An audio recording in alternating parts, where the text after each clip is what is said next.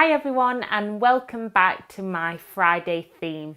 Friday theme is when I talk about a different topic each week on a Friday. Now I know it's gone to pot with Vlogmas as I've been vlogging every day, so I've probably confused regular viewers, but we're back with Friday themes. Anyway, today something I wanted to talk about is basically what can mental health services do when they're struggling.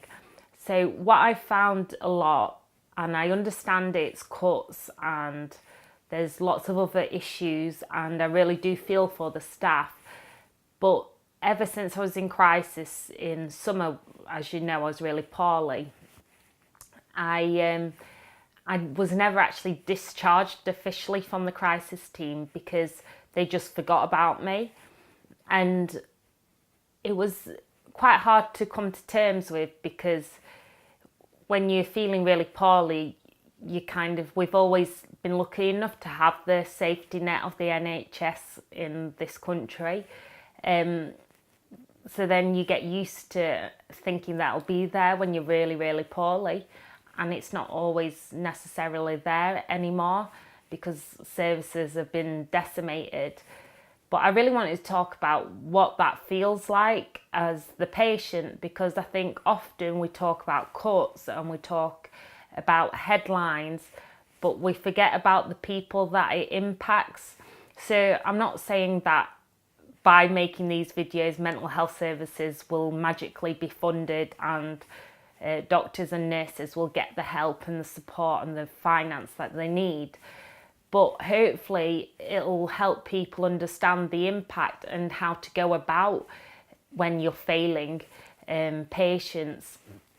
So a recent example, and I know it might not seem extreme to some of you, but I was expecting a psychiatrist appointment. So I haven't seen a psychiatrist since summer when I was mid-crisis. I was supposed to see one to discharge me, but that never happened.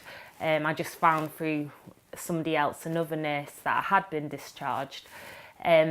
So I've been waiting, and I've been wanting to sort out my medication because the crisis team swapped my medication, and I've never had a review. So I wanted to talk to him about that. I had a long list of other things because I'm a bit confused with my diagnosis, and also what medication I should be taking, and also just trying to make sure that I don't go backwards, because I had a really good period and then I've started to go down again. So I was focusing on this appointment and I was preparing myself. I knew how I was getting there, and I hate phone calls, and I even phoned up to leave a message to let them know that I was definitely coming and just to double check everything. And then I got a voicemail back saying, oh, your appointment's on the same day, your appointment's been cancelled today, but we'll reschedule for February. And that was it. And I tried to find out why, and I didn't know why. So then it left me feeling really anxious, because then I was thinking, well, have I done something? Does he not want to see me for some reason?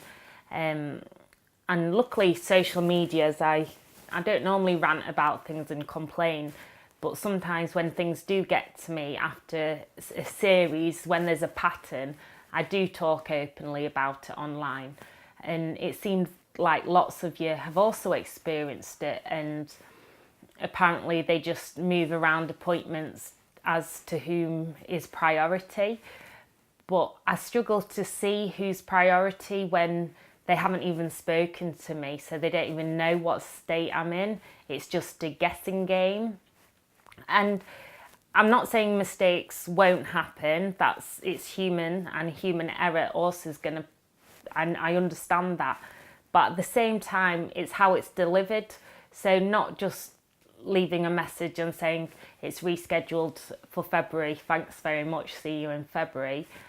It's actually treating the patient like a human being and telling them the reasons why it's been postponed, even if that has to be as honest as, unfortunately, we haven't got enough funding and we need to just prioritise those under crisis care at the moment. It is still hurt, but at least you know the reasons why, rather than being left in the dark. And it's the same when I was being discharged from the crisis team.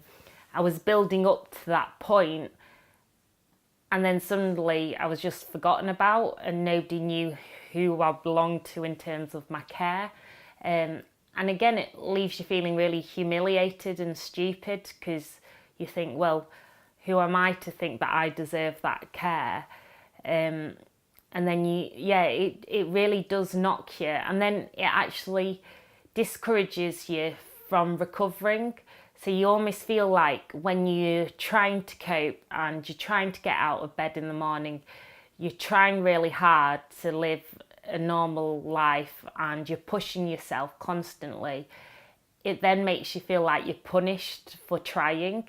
And I just think the way the services are, it's all just backwards, because it's basically often, and sometimes they tell you, especially eating disorder services, basically if you're not doing this a certain number of times a day, you're not self-harming a certain number of times a day, then we won't even look at your case and we won't even talk to you.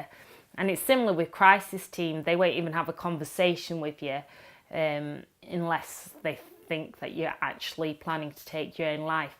And yeah, I just find that this inhumane nature, and I don't want to have a go at psychiatrists or doctors and nurses, but it is definitely how you deliver them bad news and how you deliver the message that really means a lot to somebody.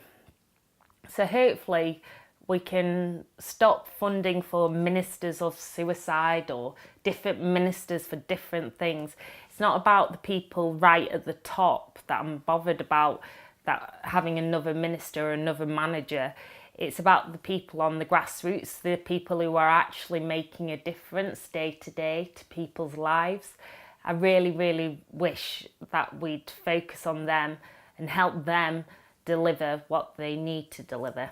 Anyway, rant over from me today.